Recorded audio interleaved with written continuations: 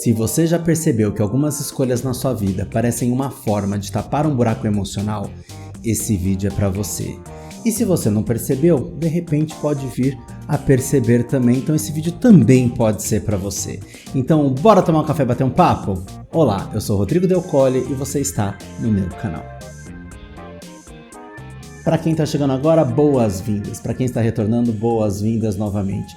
Eu sou psicólogo da abordagem da psicologia analítica, que foi fundada pelo psiquiatra suíço Carl Gustav Jung. Justamente por isso também é conhecida como psicologia junguiana. Aqui no canal a gente sempre fala sobre arte, cultura e comportamento, e se você curte essa temática, se você curte navegar pelos mares da psique, percorrer os labirintos do autoconhecimento, se inscreve aqui no canal, ativa o sininho para não ficar por fora de nenhum conteúdo que seja lançado, porque eu lanço vídeos todas as semanas e tenho lançado aqui, ó, um segredo só nosso aqui, 2 vídeos por semana, toda segunda e quinta. Então se inscreve aqui, deixa o seu like, porque o seu like, a sua curtida é a melhor forma de ajudar o canal a crescer e se fortalecer para continuar produzindo conteúdo de qualidade para vocês. E Sunshines, comentem aqui embaixo também o que vocês esperam descobrir, aprender aqui no canal, porque eu costumo atender a pedidos, eu leio todos os comentários e a gente segue produzindo conteúdo para vocês. Então, bora pro vídeo?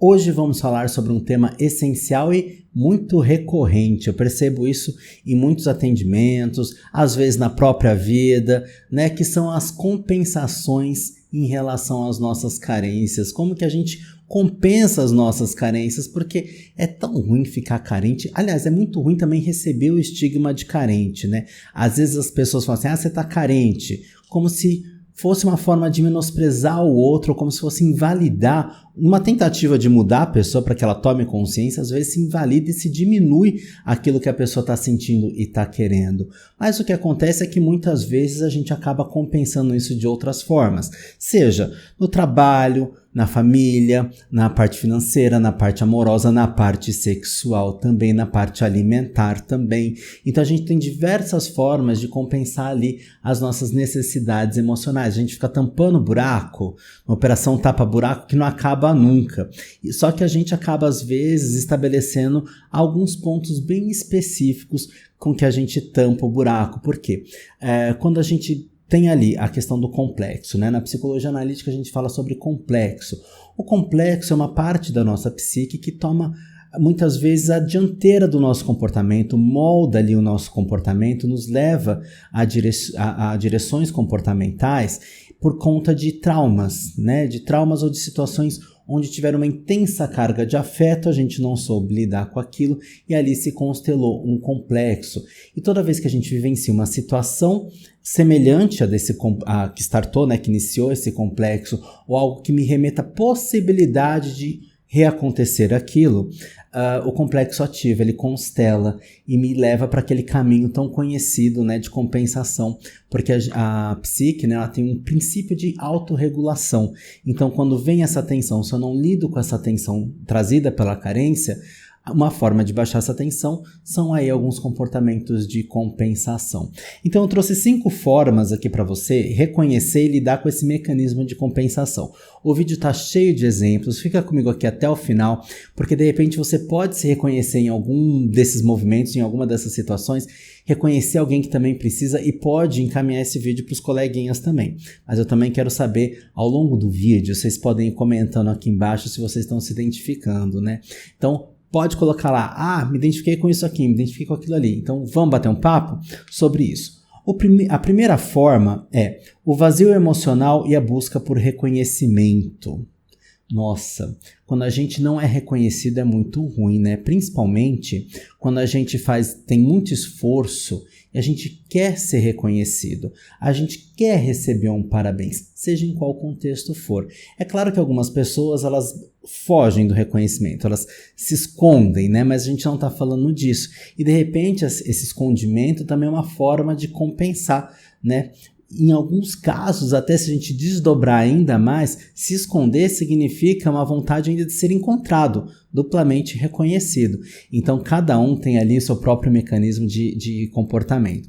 Aqui eu não quero generalizar, eu estou puxando fios para que a gente comece a tecer um belo casaco de autoconhecimento, né, um belo manto de autoconhecimento, e a gente vai puxar alguns fios. Então eu vou trazer aqui alguns exemplos para a gente conversar sobre, e quem sabe isso se encaixa com você de alguma forma, você consiga fazer alguma associação.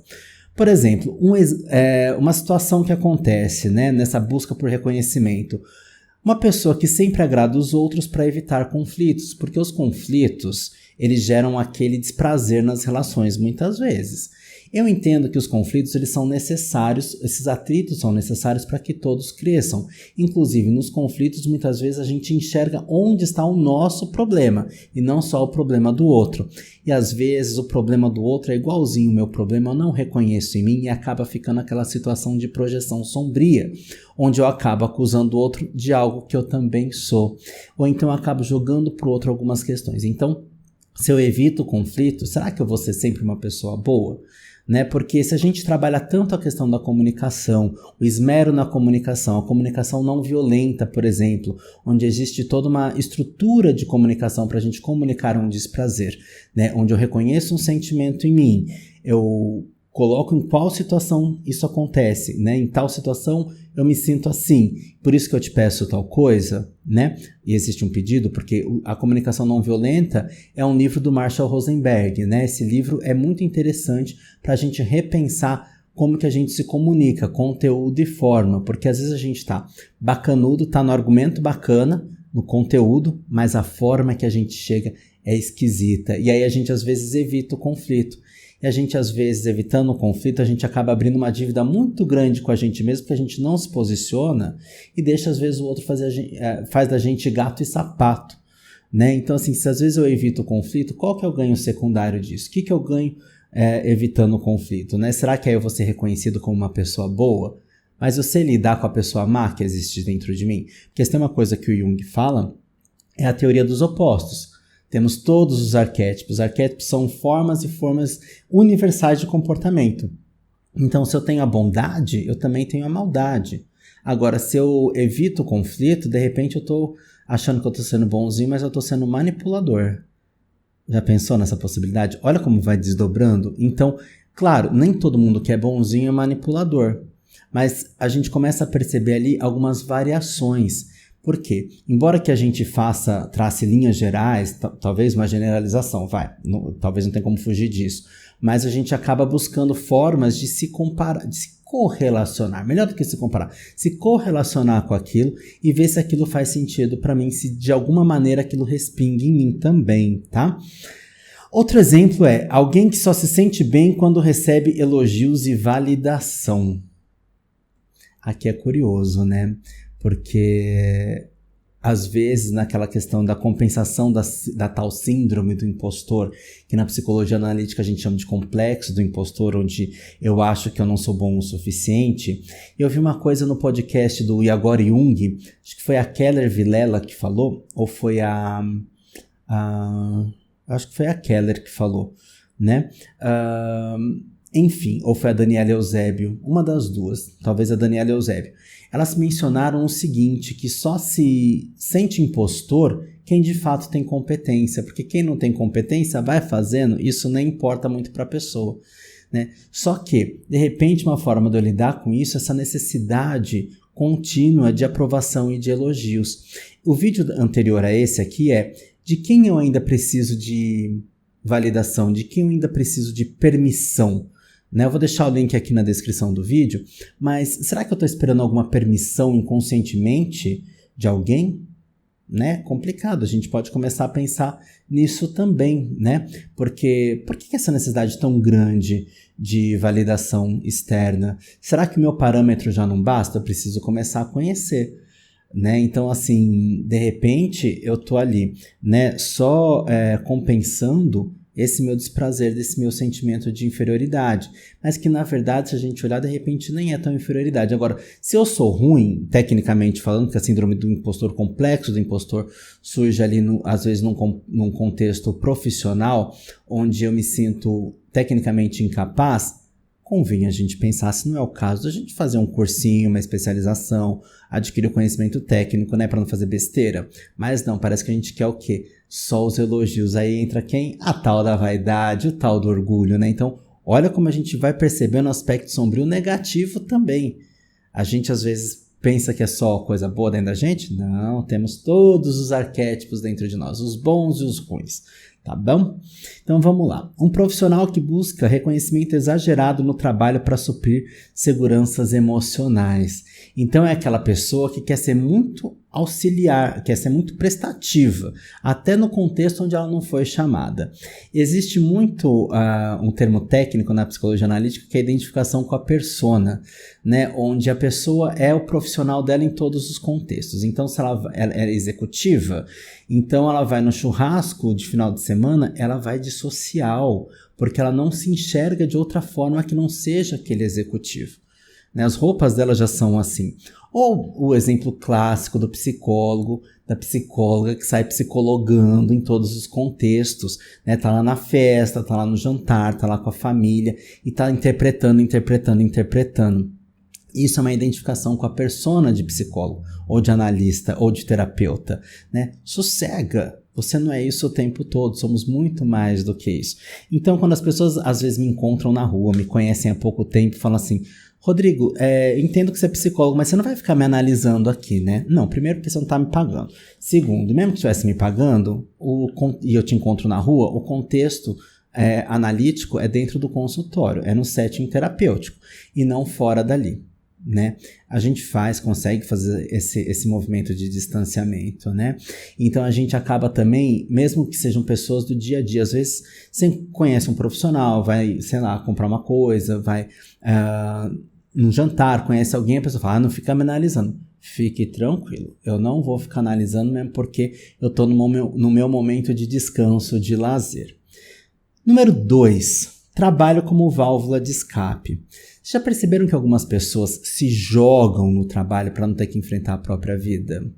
Então é uma compensação, né? Enfrentar a própria vida muitas vezes é um desprazer, porque a vida pessoal tá caindo na cabeça e a pessoa se afoga em mais e mais e mais trabalho.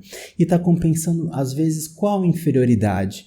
Né? Porque chamaram de preguiçoso, porque achou que não era competente, aí precisa ficar provando para si mesmo que é competente o tempo todo. Interessante, né? Mas aí a gente começa a perceber o que é um desgaste, às vezes até um burnout. Mas esse provar é para quem? E por quê? E para quê? Né? Então a gente começa a fazer aí um exame psíquico mais profundo também. Por exemplo, aqui, ó, alguém que trabalha até tarde todos os dias para evitar voltar para casa e enfrentar problemas familiares.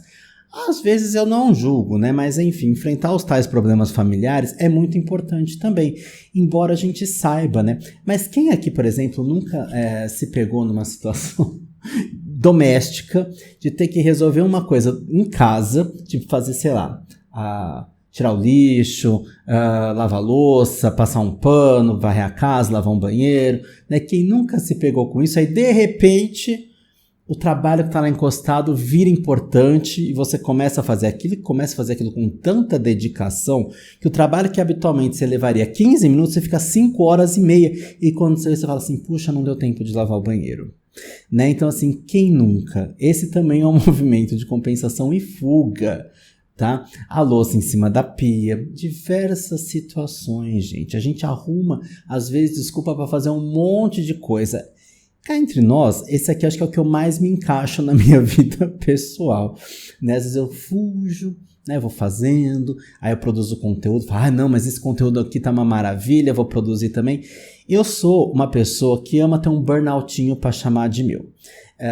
Eu tô colocando assim de uma forma carinhosa com o burnoutinho, porque de fato às vezes eu fico no burnout, mas acredite, não é pelos atendimentos, é por outras questões com as quais eu vou me envolvendo relacionadas ao trabalho, produção de conteúdo, escrita de livro. Aliás, tem um link aqui na descrição do vídeo para quem quiser comprar o meu livro sobre a síndrome do Peter Pan, conhecida, né, popularmente, mas é o complexo de Eternos, ou complexo de Peter Pan na linguagem junguiana, e o sucesso profissional, né? Então, assim, sim, muitas das coisas que estão ali eu escrevi com base na teoria junguiana, mas também espelhando um pouco do meu burnoutinho, que tive, né? Das minhas descobertas profissionais, da minha trajetória profissional também.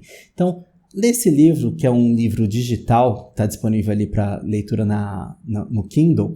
Esse livro também te faz conhecer um pouquinho de mim também, tá? Mas enfim, um empresário que nunca tira férias porque sente que sem produtividade ele não tem valor. Então é a pessoa de novo identificada com a persona, né? Então precisa produzir, né? E não tira férias. E sempre tem uma desculpa perfeita para que sempre tem algo novo, né, para ser feito, sempre tem um produto, um serviço, uma novidade, não consegue se desconectar. E quando viaja, leva o notebook e fica trabalhando à distância também, mas com vista para o Mar do Caribe, né? Mas onde é que você está? Né? Porque isso aqui distancia a gente do viver o aqui e agora. Porque a pessoa não está vivendo o aqui e agora. A pessoa está vivendo outro tempo e outro espaço, mas está num lugar bacana. Então, qual que é a nossa habilidade de viver o momento presente também? Interessante, vamos lá, vamos seguir. Uma pessoa que só se sente útil quando está ocupada. Gente, essa aqui eu lembro muito da minha avó. Minha avó adorava arrumar casa. Arrumava a casa 2, 3 vezes por dia, mas estava tudo arrumado, mas ela gostava. Então, às vezes ela tinha mania. Ela passava assim, né? A minha avó Maria Pires Del Colle, né? Ela passava assim, na estante, ela mexia 1 milímetro uma coisa da outra, assim. Não que fosse alinhar com a decoração, mas era para dizer que sim, estava mexendo em alguma coisa, né? Mas por quê? Porque a gente só se sente útil, às vezes, fazendo alguma coisa. A gente fala tanto, né, nessa sociedade de LinkedIn, né, mal de quem não faz as coisas, mas uma coisa é preguiça, outra coisa é o ócio criativo. Uma coisa é que a gente precisa descansar a cabeça também, para que a gente consiga, inclusive, ter soluções criativas, novas ideias, até mesmo planejar momentos da nossa vida. E a gente foge, e às vezes a gente sente culpa por descansar. Porque sim, nós vivemos, como diz o Byung-Chul Han, a sociedade do cansaço, onde não basta produzir, tem que produzir com excelência, veja só. É muito além do que está habituado a produzir, porque se lá na Revolução Industrial todo mundo tinha que produzir apertando uma quantidade de parafuso, hoje ainda tem que produzir com um sorriso no rosto, né, e lidando com diversas coisas, né, subjetivas, sendo que não se dá espaço para lidar com o subjetivo, porque numa vida tão corrida e moderna das grandes capitais, por exemplo, São Paulo, né, o atendimento online em São Paulo hoje tem ganhado muita força. Por quê? Porque as pessoas não conseguem, às vezes, se deslocar até o consultório do terapeuta para depois voltar para casa, para o trabalho, para tudo. Então, o atendimento online acaba sendo encaixado ali em alguns momentos. Eu, antes da pandemia, eu trabalhava de manhã e de tarde. Hoje eu trabalho de tarde e de noite para conseguir encaixar ali toda uma galera que não consegue a terapia durante o dia, né?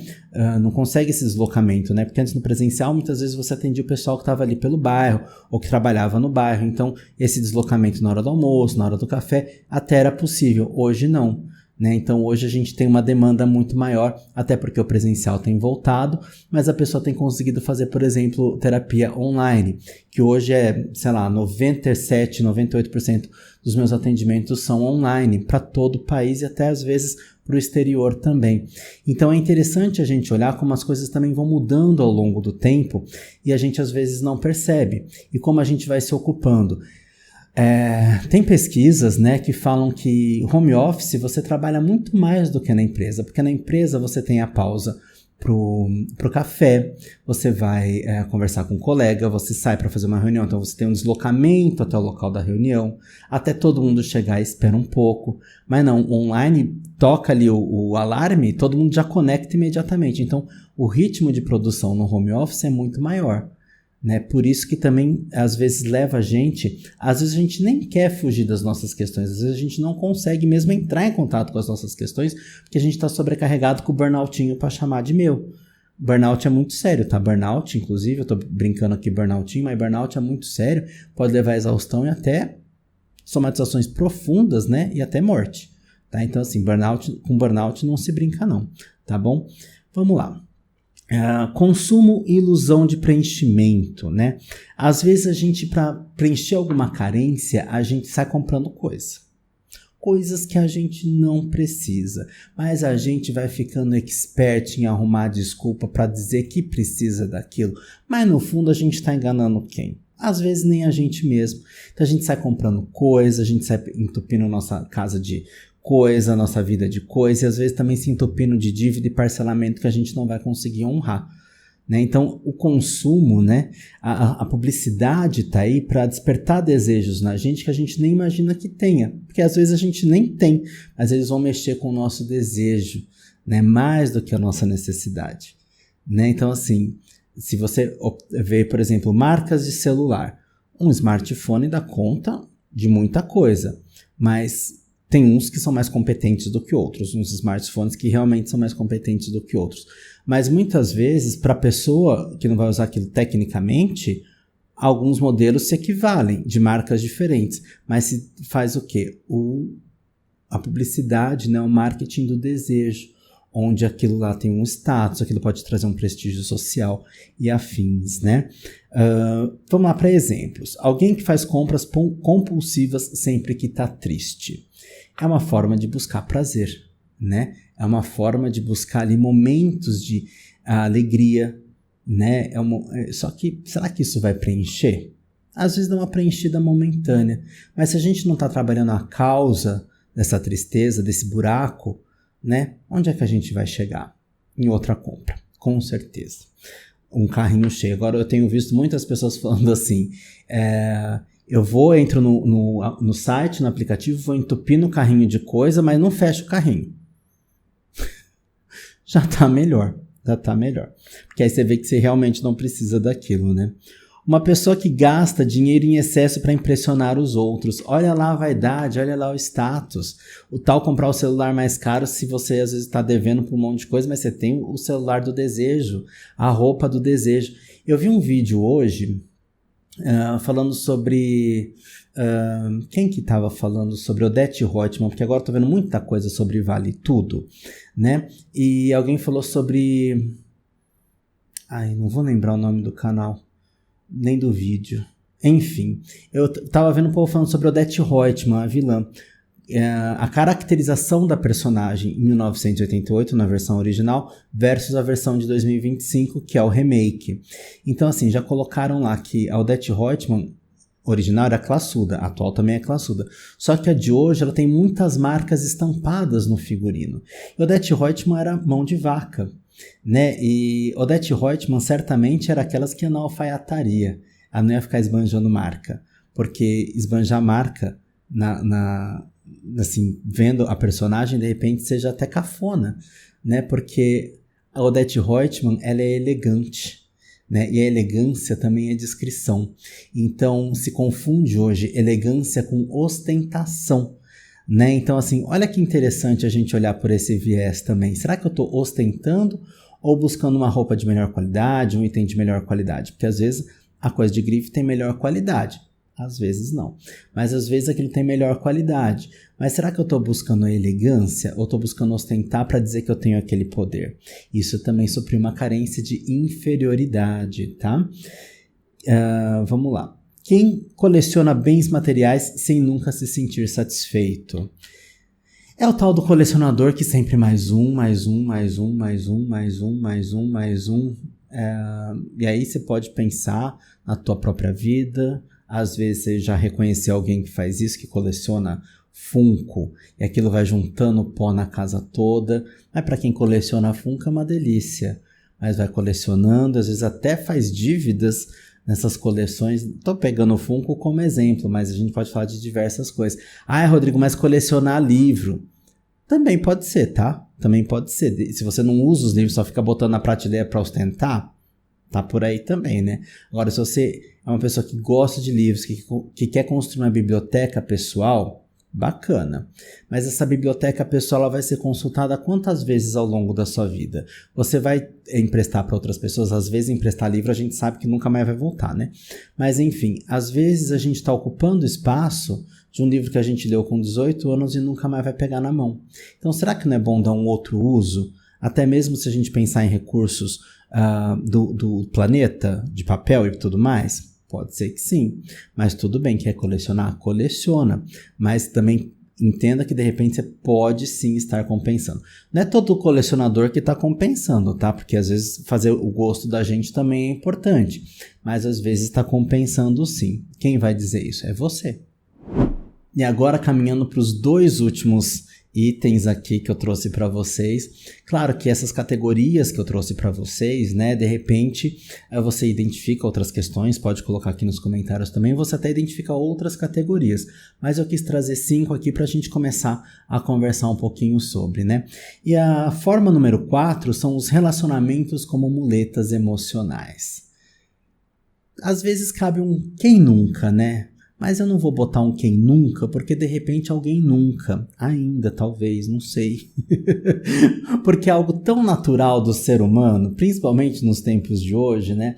Onde as pessoas se relacionam, criam mais namoros e afins, né? Porque se pensar na época da vovó, de repente a vovó não teve essa chance, né? Mas se a gente pensar, né, que às vezes as relações novas entram para suprir a outra, e às vezes a gente vê as projeções, né, da pessoa ser muito parecida no jeito ou fisicamente, às vezes até no nome, né? Eu lembro que logo que eu separei, não logo que eu separei, né, quando eu me senti pronto para enveredar de novo por um novo relacionamento, eu entrei nos aplicativos, gente, parecia um karma. Eu parei de mexer no aplicativo, porque eu não sei, parece que o aplicativo identificou e só ficava trazendo pessoas com o mesmo nome do meu ex, ou com o meu próprio nome. Eu fiquei chocado, eu falei assim, gente, mas como que vai ficar botando Paulo, que é o nome do meu ex, ou Rodrigo o tempo todo, como é que eu vou ficar de novo com uma pessoa assim? Eu achei meio esquisito, né? Eu cheguei a ficar com mais de um Rodrigo na vida, né? E mais de um Paulo também, mas eu achei aquilo meio esquisito,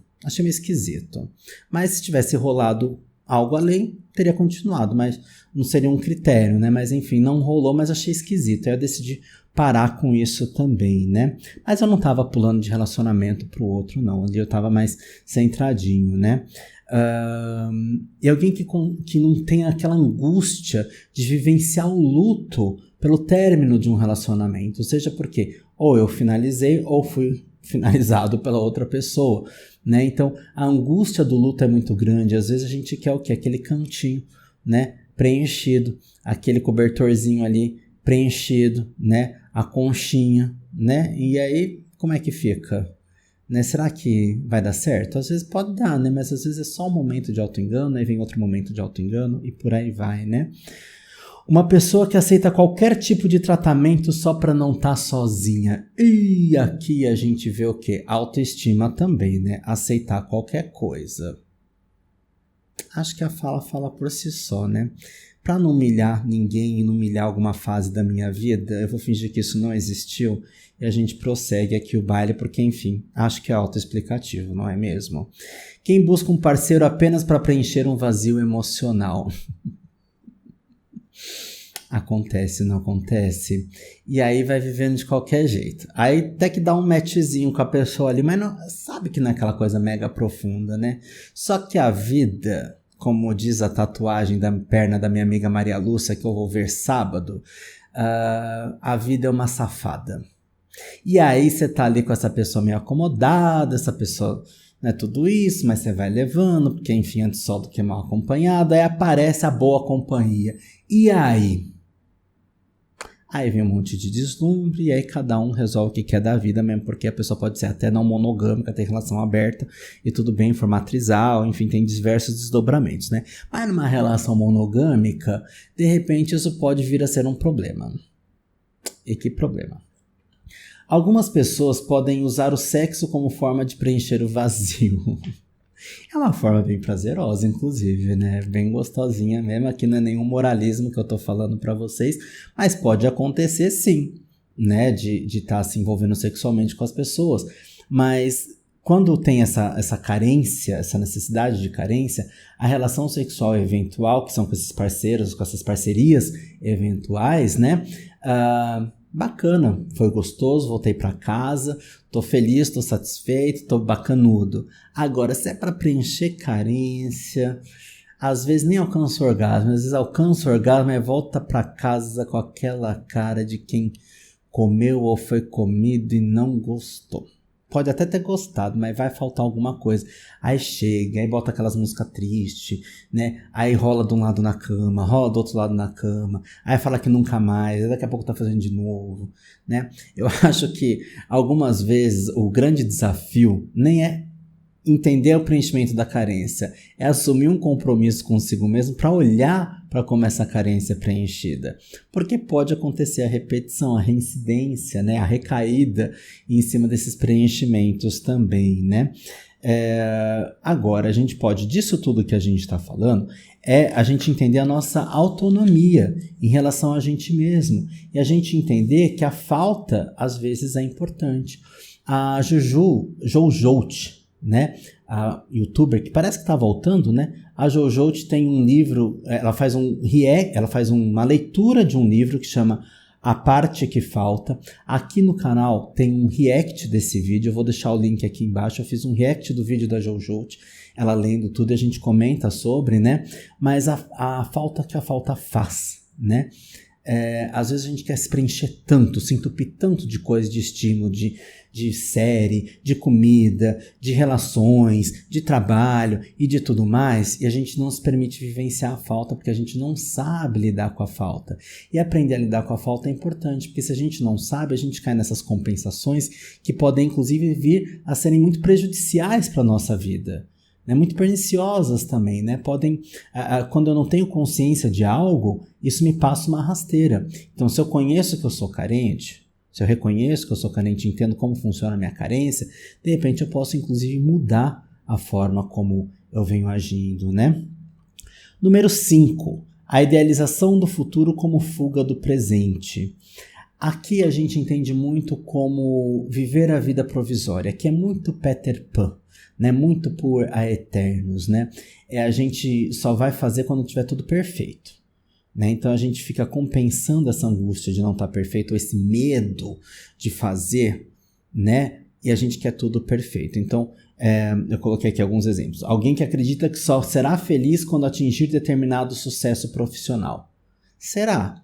As metas, elas são importantes, mas será que a gente precisa delegar nossa felicidade inteira para uma faceta só da nossa vida, e as outras vão ficar xoxa, manca, anêmica, capenga, frágil, inconsistente, como que é o meme lá? Bota a Renata do Jornal Nacional aqui, que eu esqueci o nome dela, Renata Vasconcelos aqui.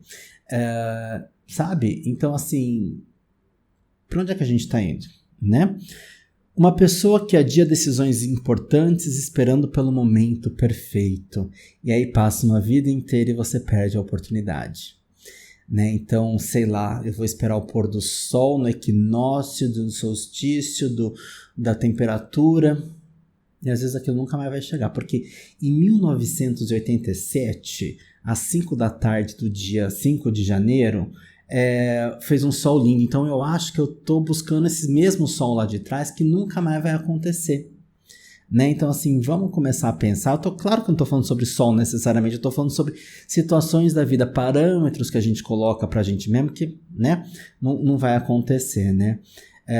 Isso me faz lembrar muito uma situação de uma colega minha, de uma amiga, grande amiga minha, não é colega não, é amiga, que ela decidiu fazer um curso. Aí ela decidiu fazer um curso, gente. Ela estava insatisfeita no trabalho, decidiu fazer um curso. Qual curso? Não sabia ainda. Aí saiu pesquisando, isso é da época da lista telefônica, tá? Não é da lista telefônica, mas é quase da época da lista telefônica. É antiga essa história. Saiu pesquisando na internet e tal. Aí um dia passando numa avenida importante, aqui de Santo André, olhou pra cima e falou, nossa, essa escola tem um curso que eu quero. Ela viu lá a plaquinha. Foi lá na escola, adorou a escola. Falou, não, agora é o curso da minha vida. Não era, né? Por que não era? Porque quando a gente fala de vocação e chamado, nessa voz interior, vocação vem de chamado, né, de voz interior. Quando a gente está falando de vocação, não tem impedimento, a gente corre atrás. Claro, algumas restrições sociais a gente acaba se deparando, algumas limitações também, né, às vezes inclusive físicas e tudo mais. A gente entende que a gente não consegue fazer tudo. Eu mesmo não conseguiria virar um bailarino clássico aos 45 anos na minha vida, não tive treino, porque tem coisa que é desde cedo, né? Mas um corredor, um marombinho até que dá para fazer, né? Eu tô querendo muito aprender, gente, fazer aula de dança, eu quero aprender muito a dançar. Tem um menino incrível, gente, no Instagram e no TikTok, o nome dele é Frank Lucena. Esse menino dança pra caramba, eu conheci ele fazendo, ele, na época do show da Madonna, no Rio de Janeiro, ele botou um vídeo lá, achei sensacional ele dançando. Ele faz Lady Gaga, faz um monte de coisa também. Frank Lucena, gente, sigam ele, eu vou botar o link dele aqui, né, porque, gente, o menino dança, ele dá aula de dança também, eu queria tanto aprender a dançar, ele trabalha aqui pertinho de casa, né, na Vila Mariana, tem aqui, né, eu moro no Santo André, ele trabalha na Vila Mariana também, entre outros lugares, mas, cara, eu tô alucinado pra isso, né. E aí, voltando ao exemplo da minha amiga, né, ela pegou, olhou, não era vocacionado, por quê? Ela falou assim, até pensei em me matricular, mas eu fiquei pensando onde é que eu ia estacionar o carro. Ela ia fazer um curso à noite, numa avenida cujas ruas laterais e atrás não tem quase comércio. O problema não era andar ali porque não é uma zona de perigo, mas o problema era estacionar na rua. Ela não ia saber fazer baliza. Também não se predispôs a aprender a fazer baliza. Só que conhecendo a região, quem conhece a região da perimetral ali em Santo André, para ver que eu não estou mentindo, perto da Coop, Mercado Coop, a escola era do lado. Quem conhece ali sabe que essa região ali, né, daquelas ruínas ali, não tem muito comércio à noite não, então é bem tranquilo de estacionar. Mas de qualquer forma, também tem estacionamento. Caso você não consiga aprender, será que não era o caso de você procurar um estacionamento?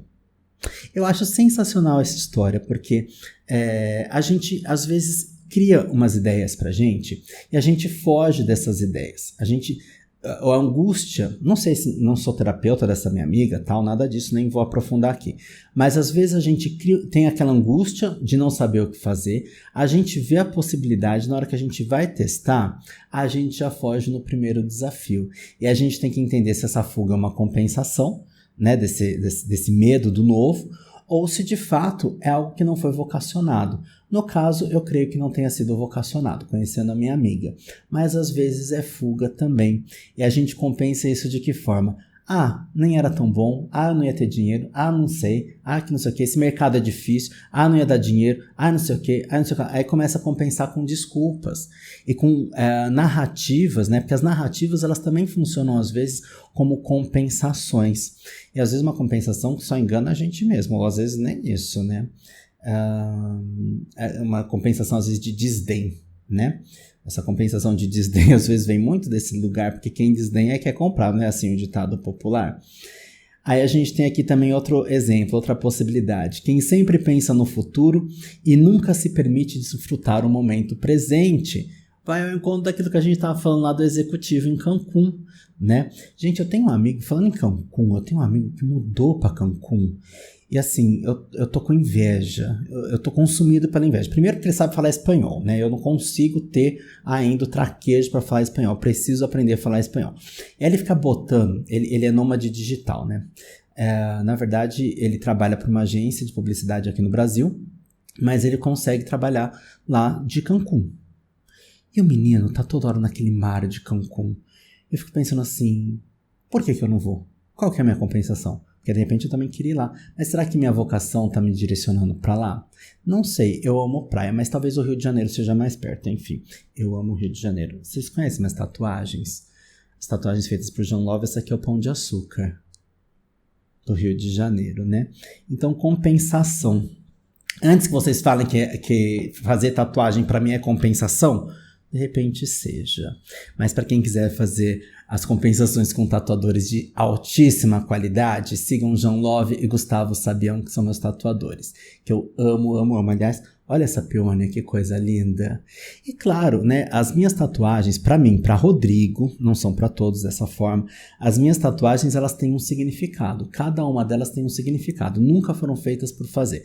Mesmo as coisas que eu tenho de Madonna pelo corpo, que eu sou muito fã da Madonna, não foram escolhidas aleatoriamente, porque tem um significado para mim. Então eu escolhi cada uma dessas coisas que estão hoje tatuadas no meu corpo. As rosas todas são em homenagem à minha avó, né? Essa avó que eu falei aqui, a Maria Pires, né? Então, com muito carinho, né, também que eu vou contando a minha história.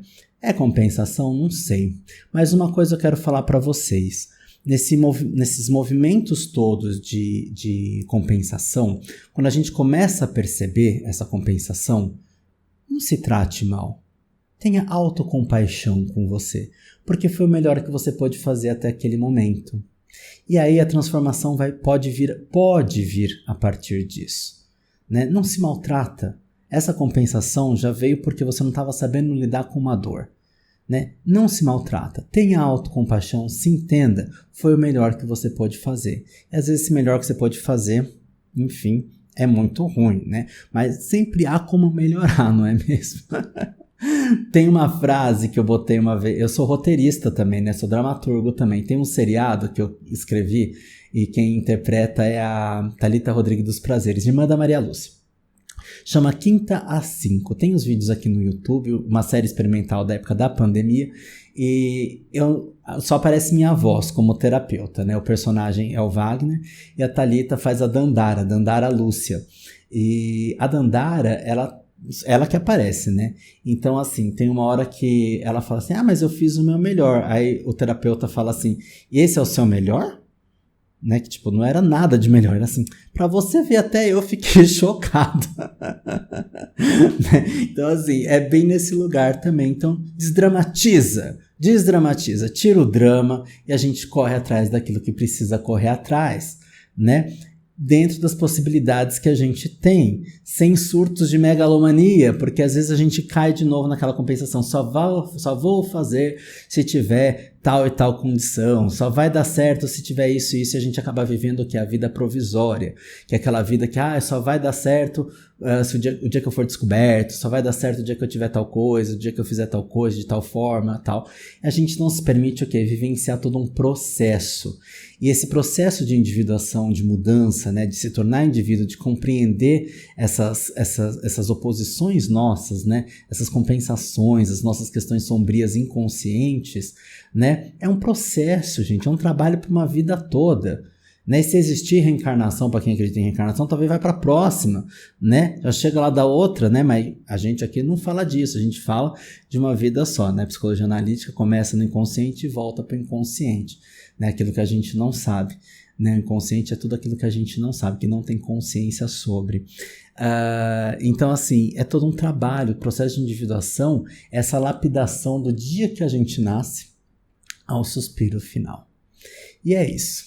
Quem curtiu o vídeo, deixa o like, é muito importante, eu preciso do like de vocês. Vocês percebem que eu trago bastante conteúdo aqui e o like de vocês ajuda demais a continuar produzindo conteúdo. Compartilha também com os amigos e, gente, me conta as fofocas aqui embaixo, eu gosto de saber das fofocas tudo. Preserve os nomes, tá?